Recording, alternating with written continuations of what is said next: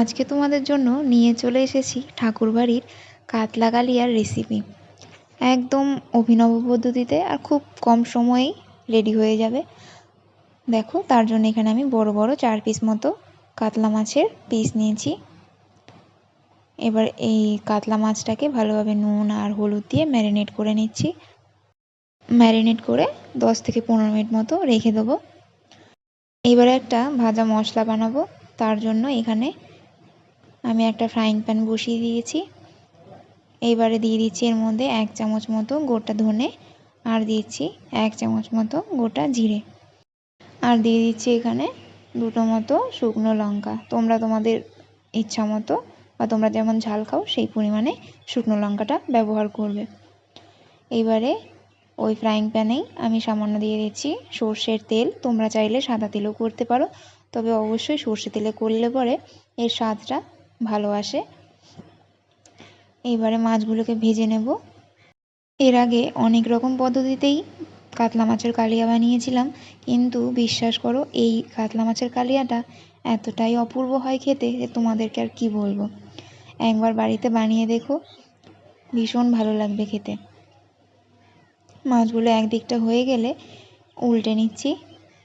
খুব বেশি কড়া করে ভাজতে যাবে না, একটু মিডিয়াম করে ভেজে নিলেই হবে। এদিকে দেখো মাছগুলো ভাজা হয়ে গেছে। এবার মাছগুলোকে তুলে নিচ্ছি। এই কড়াইতে যে অবশিষ্ট তেলটা থাকবে সেই তেলটা দিয়ে আমরা বাকি রান্নাটা করব। ওই তেলের মধ্যে দিয়ে দিলাম গোটা গরম মশলা ফোড়ন, এলাচ, দারচিনি আর লবঙ্গ ছিল। এবার এর মধ্যে দিয়ে দিচ্ছি 1 চামচ মতো পেঁয়াজ বাটা। পেঁয়াজটাকে একটু নেড়ে চেড়ে নিয়ে এর মধ্যে দিয়ে দেবো 1 চামচ মতো আদা রসুনের পেস্ট।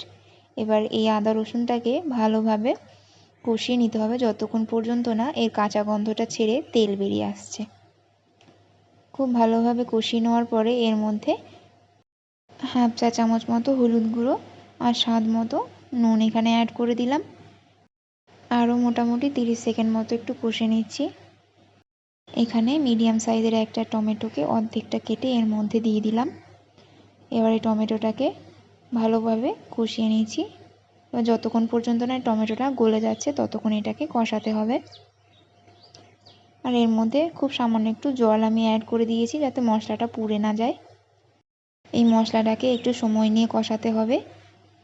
যত ভালোভাবে কষাবে মাছের টেস্টটা ঠিক ততটাই ভালো আসবে। আর এখানে দেখো বাটিতে আমি কিছুটা পরিমাণে কিশমিশ নিয়েছি, কিশমিশটাকে বেটে নিলাম। আর এখানে দেখো কেনা যে টক দইটা পাওয়া যায় প্যাকেটের, সেই টক দই থেকে মোটামুটি আমি 2 চামচ মতো কিশমিশের মধ্যে মিশিয়ে দিয়েছি। এবারে দুটি উপকরণকে খুব ভালোভাবে মিশিয়ে নিয়েছি দেখো। আর এদিকে আমাদের মশলাটাও প্রায় কষানো হয়ে গেছে, খুব সুন্দরভাবে তেল ছেড়ে দিয়েছে। এবার এর মধ্যে ওই কিশমিশ আর টক দইয়ের মিশ্রণটা দিয়ে দিচ্ছি। আর ওই বাটি ধোয়া জলটা এখানে আরেকটুখানি আমি অ্যাড করেছিলাম। এবার এইগুলোকেও খুব ভালোভাবে কষিয়ে নিতে হবে আরও 1 মিনিট মতো।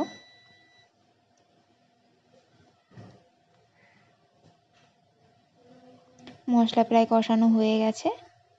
এবারে এর মধ্যে দিয়ে দিচ্ছি পরিমাণ মতো জল। জলটা দিয়ে খুব ভালোভাবে একবার মিশিয়ে নিতে হবে।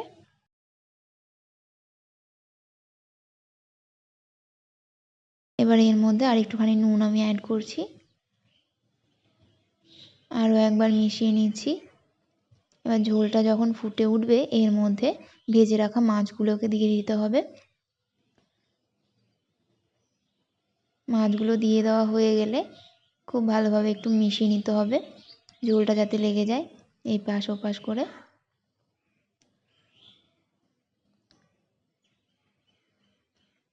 এইভাবেই আরও 1 থেকে 2 মিনিট মতো ফুটিয়ে নিতে হবে। দেখো ঝোলটা বেশ গায়ে গায়ে হয়ে গেছে, আমাদের মাছটাও রেডি। চলো এইবারে মাছটা নামিয়ে পরিবেশন করব। ভিডিওটা যদি ভালো লাগে অবশ্যই একটা লাইক দিও, আর এইভাবে একবার রান্না করে খেয়ে দেখো, অবশ্যই ভালো লাগবে। আজকের মতো এখানেই শেষ করছি, দেখা হচ্ছে নতুন কোনো ভিডিওতে। ততক্ষণের জন্য ভালো থেকো, সুস্থ থেকো।